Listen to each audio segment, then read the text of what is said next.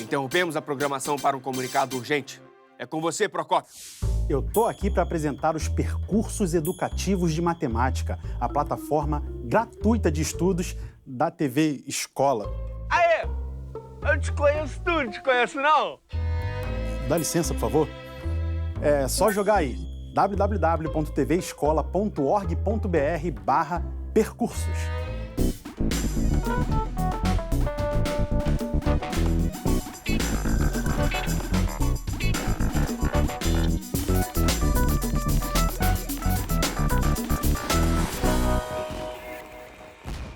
Hora do Enem no ar para falar de matemática. E o nosso convidado de hoje estuda engenharia da computação, desenvolve jogos digitais e ainda dá aula em pré-vestibulares comunitários, Pietro Pepe. Mas é daqui a pouco, porque o papo agora é com ele, o mito que joga nas 11, professor e grande mestre Rafael Procópio. E aí, professor? Grande, tudo bom? Seja bem-vindo mais uma vez. Obrigado pelo convite, estou sempre disponível aí. O assunto é proporcionalidade. O que o candidato tem que saber sobre esse assunto para mandar bem no Enem? Proporcionalidade é um dos assuntos que mais caem na prova. Certamente, se o candidato dominar esse assunto, ele já vai garantir um monte de questões ali, umas 5, 6, provavelmente. Então, ele tem que saber muito sobre fração, né? Tem que dominar esse assunto mais básico da matemática, proporção, identificar quando a regra de 3 é diretamente proporcional, quando é inversamente proporcional. Então, tudo isso que faz parte da matemática mais básica, o candidato tem que ter no seu arsenal de ferramentas para poder detonar na prova. E como a gente usa proporcionalidade no nosso dia a dia? Um lugar que aparece bastante, né, que a gente usa, às vezes até sem perceber, é quando vai fazer alguma receita, né? Então imagina que vai ter um aniversário na sua casa. A tua mãe está acostumada a fazer um bolo lá para uma pessoa, para, sei lá, 4 pessoas. Aí, de repente, ela vai ter que fazer uma receita de bolo para 40. Então, ela vai usar os mesmos ingredientes, as mesmas quantidades? Não. Vai ter que fazer algo proporcional. Então, ela vai ter que usar tudo 10 vezes mais, porque são 10 vezes mais pessoas. Uma das grandes ferramentas da proporcionalidade é a regra de 3, tá certo? Certamente. Porque a regra de 3, como o nome já sugere, você tem duas grandezas, a regra de 3 simples, né? Você tem duas grandezas que você está trabalhando, estão relacionadas uma à outra, e você tem 3 valores que você conhece e um que você desconhece. Aí você aplica a regra de 3, com os 3 valores que você conhece, para daí encontrar o valor daquela incógnita que você está procurando. Qual a maior dificuldade dos alunos nesse conteúdo? A galera buga, muitas vezes, quando cai na hora de interpretar o problema, para identificar se é um problema de proporcionalidade direta ou inversa. Porque se for inversa, você vai ter que inverter uma das proporções, e aí nessa hora muita gente esquece, acaba errando, e certamente, na hora de resolver a questão lá no gabarito, vai ter um distrator com a danada da solução errada. Bora ver como isso funciona numa questão? Partiu.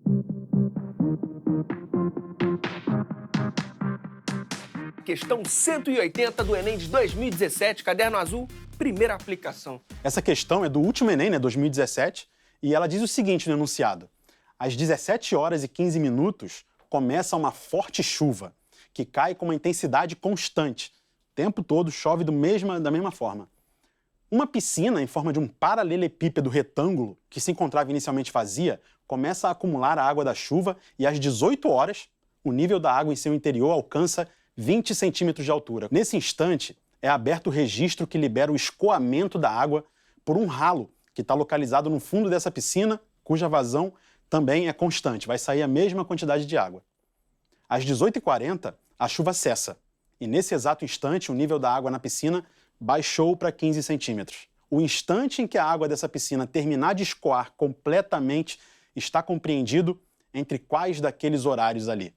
O que é importante nesse enunciado que a gente acabou de ler? Os horários, que ele fala ali, o nível da água, né? E saber que tem uma hora que a piscina está enchendo, e aí a pessoa libera um ralo, que aí começa a esvaziar a piscina.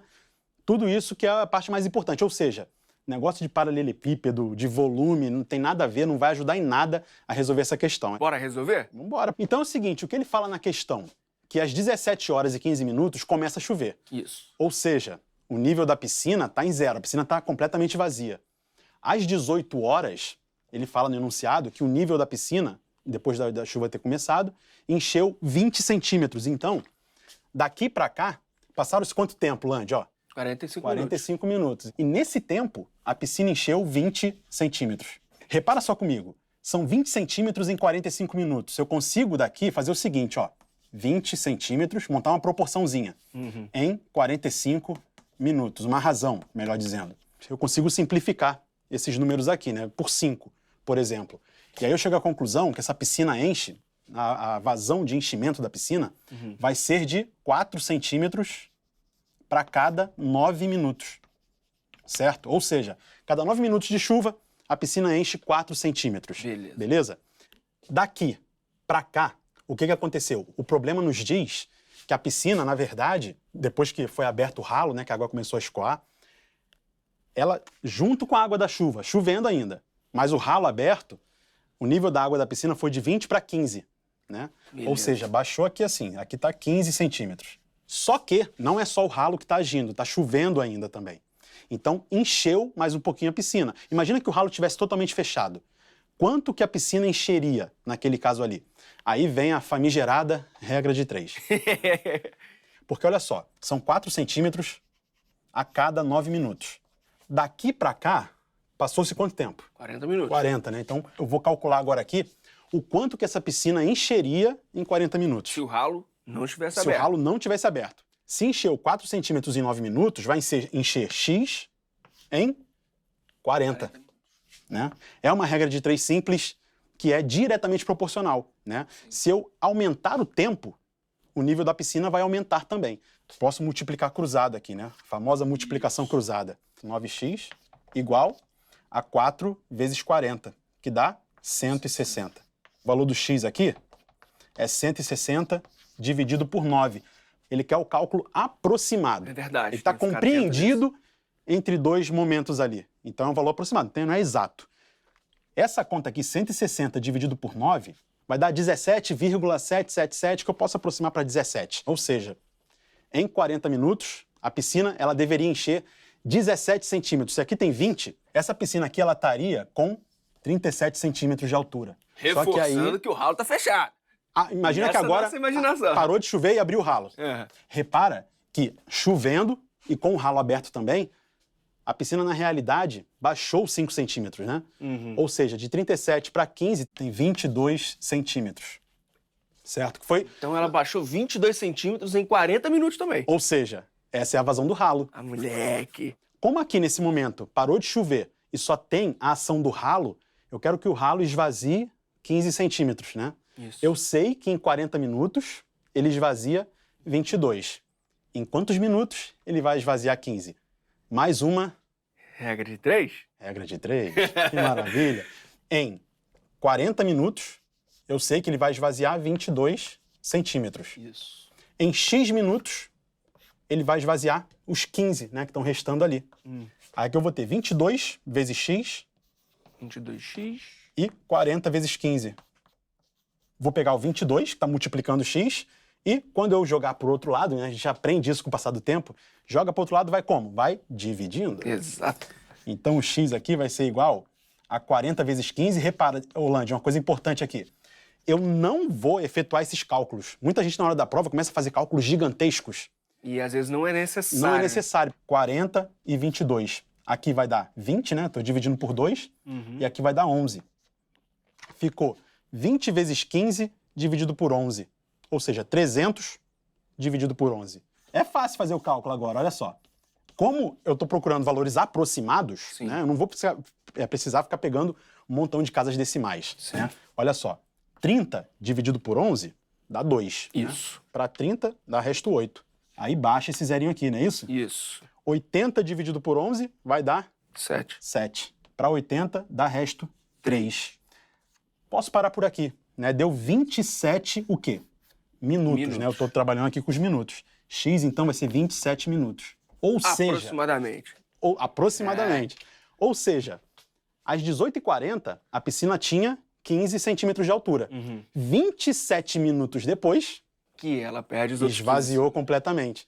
Ou seja, de 18h40 mais 27 minutos, que hora que vai estar marcando lá o relógio? 19h07. 19 horas e 7 minutos, mais ou menos, né? Isso. Que é a resposta, voltando lá ao nosso problema, a resposta da letra D.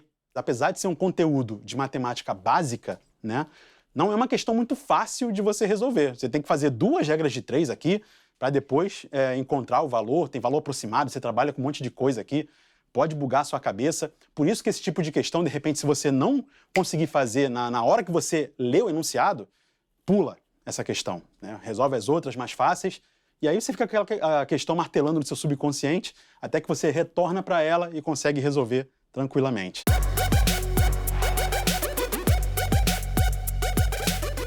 Professor, qual a dica que você deixa hoje para a galera que está assistindo? Pegar o que é mais básico na matemática, estudar os sistemas de numeração decimal que nós utilizamos, né, no nosso dia a dia, estudar a resolução de equações, estudar porcentagem, estudar proporcionalidade, regra de 3, tudo isso que é mais básico em matemática é que você vai usar várias vezes na hora de resolver alguma questão. Então, mesmo que você vá depois resolver uma questão do ensino médio, de probabilidade, de análise combinatória, eventualmente você vai se deparar com uma fração, você vai se deparar com uma equação para resolver, você vai se deparar, com problema de porcentagem.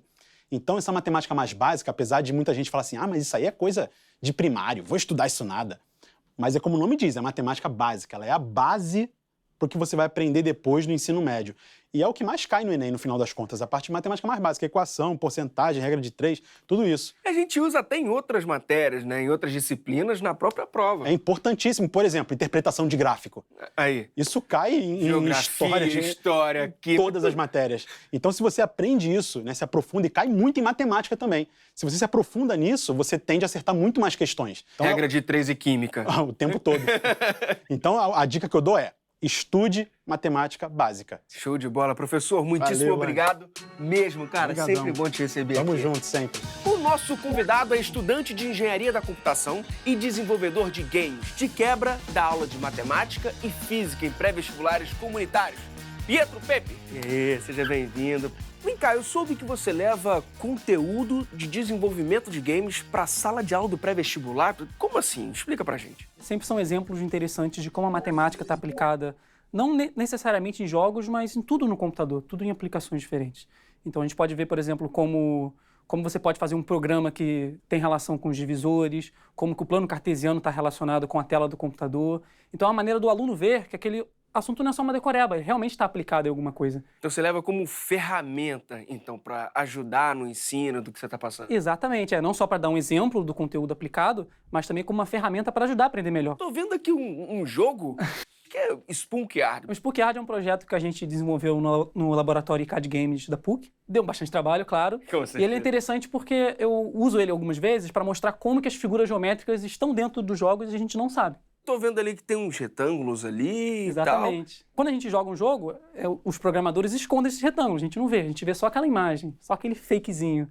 Mas na prática, o que está rodando ali atrás, o que está fazendo toda a lógica, toda a colisão, todos os cálculos, é tudo baseado em retângulos. E também tem muita matemática ali dentro, muitos exemplos de matemática, de trigonometria, seno, cosseno, teorema de Pitágoras. Não, essas coisas aparecem aqui no meio. Não, eu quero ver na prática. Mostra aí pra gente onde que a gente identifica então, tudo isso. Isso aí, vamos mostrar aqui já um exemplo, como é que o jogo é em execução, mostrando os retângulos.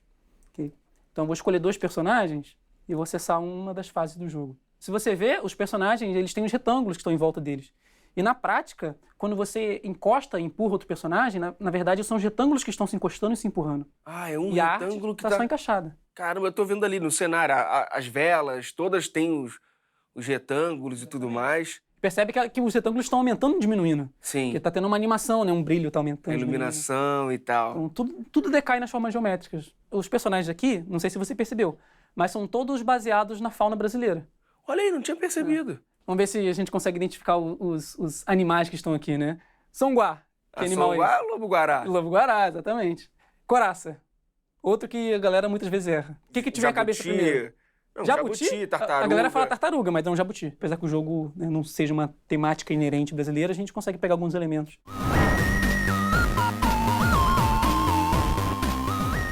E esse é um aplicativo que você leva para a sala de aula?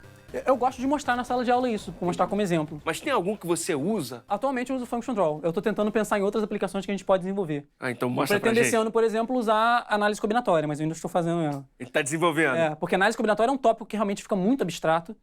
E eu acho que dá para você usar a tecnologia para melhorar isso. Bora dar uma olhadinha então no Function Draw? Claro. Então, já tem muitas aplicações que fazem gráficos de funções matemáticas para a gente.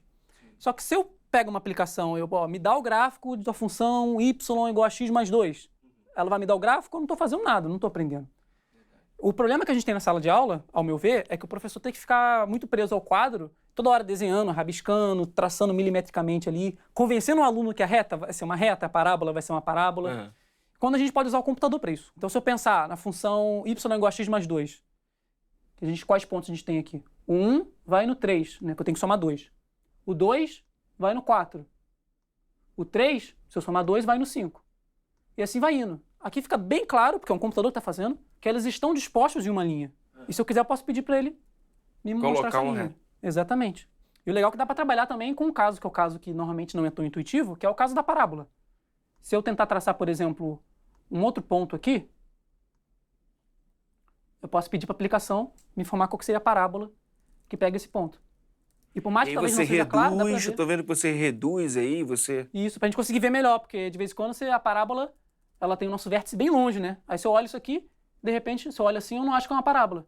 Eu acho que ele tá indo assim pra cima e nunca mais desce. Entendi. Porque eu consigo ver melhor isso. É muito mais fácil o aluno conseguir perceber as relações dos conceitos olhando isso. E ainda desperta o interesse, né? A galera já pensa, poxa, eu posso fazer isso. Professor, me descola esse aplicativo. Tem isso também, muitas vezes tem isso. Me descola esse aplicativo. Como é que você fez isso, professor?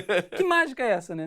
E aí dá pra falar, porque pra fazer essa aplicação, você tem que saber muito bem sobre os gráficos. Porque você tem que fazer, o que a gente faz na cabeça de descobrir os pontos, você tem que fazer o computador fazer. Como surgiu o aplicativo? Eu tava procurando um curso online pra fazer, pra poder aprender, né? Fora o que eu tava aprendendo no ensino médio, no final do ensino médio, começo da graduação que eu fiz esse curso. E tem um site chamado Coursera, que eu recomendo muito para todos, é um site muito bom, onde universidades dispõem cursos, muitas vezes, até gratuitamente. E tinha um curso que era Programação Criativa para Mídias Digitais e Móveis. Então a gente usava essa ferramenta chamada Processing, que o pessoal até vê na PUC, no curso de design, o pessoal aprende essa ferramenta, e eu vi isso no curso online, você aprende a usar e fazer coisas gráficas. E aí eu tive a ideia no final de, poxa, vamos testar os conhecimentos fazendo alguma coisa que me ajude na sala de aula. E aí veio o Function Draw. E esse aplicativo tá disponível para todo mundo baixar ou só desenrolando contigo? Vários projetos que eu fiz eu deixo o disponível para download ou para você olhar que eu fiz num site de portfólio que eu tenho. E consegue baixar esse e outros aplicativos, é isso? Sim, tem alguns jogos que eu acho que dá para baixar por lá também.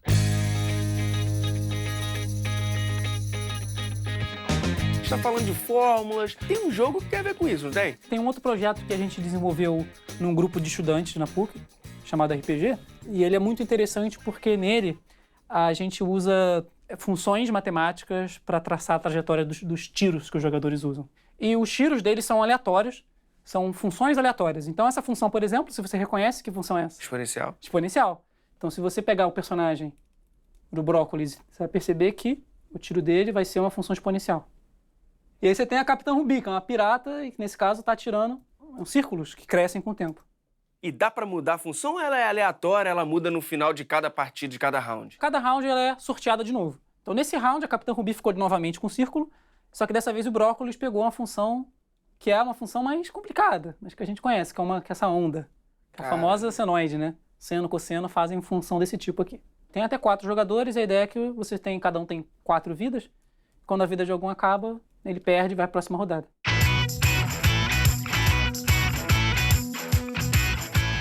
Pietro, para ser um bom desenvolvedor de games, tem que saber muito de matemática? Tem até uma notícia que saiu um tempo atrás, falando justamente que falta muita matemática, conhecimento matemático nos desenvolvedores de games. Porque dependendo do que você vai fazer, tem sim muito conhecimento matemático aplicado.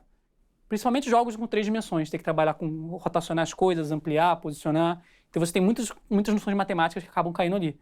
Então assim, não tem que ter muito conhecimento, mas quanto mais conhecimento você tiver, muitas vezes, mais fácil vai ser para você fazer várias tarefas. Facilita, então. Facilita é uma grande bastante. ferramenta. Exatamente. Não só em jogos, e sim, programação de maneira geral. Você consegue se destacar fazendo mais com menos, né? Isso com aí, menos trabalho. esforço. Exatamente. Bom, você falou que os alunos se amarram quando você leva para a sala de aula. Mas os professores têm utilizado os aplicativos? Então, os professores, no geral, eu não tenho divulgado muitos aplicativos ainda, né? A ideia que eu tenho, de maneira geral, era fazer mais aplicações dessas e juntar numa coletânea. Fazer meio que um pacotão para ser usado, por exemplo, para o ensino médio ou pré-vestibular. Então, essa é a ideia geral. Bom, fiquei sabendo que todos esses aplicativos também trouxeram prêmios, é isso mesmo? A Apple tem uma conferência todo ano, uma conferência mundial para desenvolvedores, e é uma conferência bem carinha, bem complicada de você conseguir também participar. Mas eles têm um programa especial que eles selecionam alunos, 350 alunos em torno mundialmente, eles selecionam para estar indo de graça, né, tudo pago para esse evento. E essa seleção ela é feita a partir do envio de uma aplicação criativa, usando alguma tecnologia. Então eu fiz alguns projetinhos que usam essa tecnologia para ensinar ou trabalhar de maneira lúdica com conceitos matemáticos. Então o que eu vou mostrar aqui foi o que eu enviei ano passado, e eu fui selecionado para estar lá no evento. Então, a tela de cima você vê o jogo em ação, atividade em ação. Na tela de baixo, você tem um diálogo com a pessoa que está jogando. Entendi. O diálogo, nesse caso, está em inglês, porque não é um evento internacional, teve que mandar dessa maneira. Aí, no diálogo, eu introduzo um mundo numérico, falo que o Léo é personagem, que precisa fazer várias atividades lá. E uma das atividades dele é reordenar as bandeiras, porque as pessoas só andam no mundo numérico com as bandeiras em ordem crescente. Elas não estão em ordem crescente. E para você fazer isso, você tem que entrar alguns comandos aqui embaixo. Esses comandos para trocar bandeira. Então você escolhe, olha, eu quero trocar a bandeira que está na segunda posição com a bandeira que está na quarta posição. E você pode pedir para ele rodar o código. Então tem a noção matemática junto com a noção de programação. Aí ele e o personagem pega, vai fazer a atividade. Ele troca. Exatamente. E esse garantiu o primeiro prêmio. Exatamente. E qual que trouxe o bicampeonato aí? Que é o mesmo, Léo? Você continuou, fez um Não, jogo foi diferente. A ideia, no segundo, é você introduzir a noção de plano cartesiano. Uhum. A ideia é que você teria um plano cartesiano na tela de cima e na tela de baixo você tem uma interação, uma explicação. Ele introduz a reta numérica, da reta numérica ele fala de como é que seria um plano cartesiano. Dá um exemplo com xadrez. Porque no xadrez a gente precisa, né? A gente não precisa, não é mais um valor só, né? Que nem uma régua. Uhum. Você tem tanto aqui a largura quanto você tem essa altura. Sim. Então você precisa de dois valores, duas dimensões. E aí entra o plano cartesiano, essa noção. Então aqui a gente introduz essa noção e pede para a pessoa que está interagindo para ela experimentar, arrastar o dedo pela tela e ver como as coordenadas mudam. E tem outras atividades, que a ideia é que ele vai evoluir nesse processo. A ideia é que ele tem que descobrir qual é a coordenada do ponto que ele marcou na outra atividade. Ele já introduz a ideia de funções do primeiro grau, retas numéricas, né? E cada um você vai trabalhando um pouco de algum conceito de maneira visual.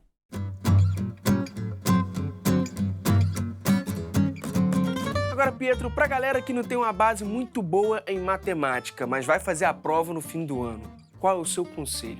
Primeiramente, é importante a gente aproveitar da tecnologia que temos hoje em dia. Tem muito material disponível, gratuitamente pago, e os pagos nem são tão caros assim muitas vezes. Uhum. Agora, claro, não é fácil, porque você tem que ter uma disciplina, tem que aprender sozinho. Dependendo da base que você tem, pode ser um processo muito mais demorado. Uhum. E esse é um ponto importante, porque tem que ter essa mentalidade de paciência, de perseverança. Não adianta se desesperar. Pode ser que você não passe esse ano, que você não passe ano que vem. Pode ser que você precise ficar 2, 3 anos estudando. Porque você recuperar toda uma base em um ano só é muito complicado. A gente tende a se comparar com outras pessoas que tiveram situações melhores e piores, mas isso não agrega nada. O importante é você seguir em frente, mas ter essa noção de que demora, é um caminho complicado, você tem que aliar isso com outras coisas, com trabalho, com família. E é difícil chegar lá. Mas a ideia é a gente aproveitar que temos um suporte muito grande para lidar com tudo isso hoje em dia. Saber que cada um tem seu tempo, né? Cada um tem seu tempo, exatamente. Cada um tem sua história. E quem quer saber mais sobre o seu trabalho, tem algum lugar que ele pode procurar informações? Então, no meu trabalho tem um site que eu tenho os projetos que eu já fiz, que é o PepDev. E dá para ver algumas coisas que eu posto em algum lugar nas redes sociais também, me procurando lá pelo nome, Pietro Pepe. Para quem é da área de programação, tem um site também de programação, que é o GitHub. Então tem alguns lugares que a gente compartilha isso. E rumo ao tricampeonato da Apple? Ano que vem a gente espera estar lá de novo, né? Aí você volta para contar pra gente, pode ser? Com certeza. Pietro, muitíssimo obrigado mesmo pelo bate-papo, parabéns e sucesso, viu? Valeu. E você que também tá aí conectado no mundo digital e quer aproveitar para dar aquele reforço na matemática, se ligue nos nossos percursos educativos. Corre lá em tvescola.org.br/percursos. E até mais. E o nosso convidado, ele lá.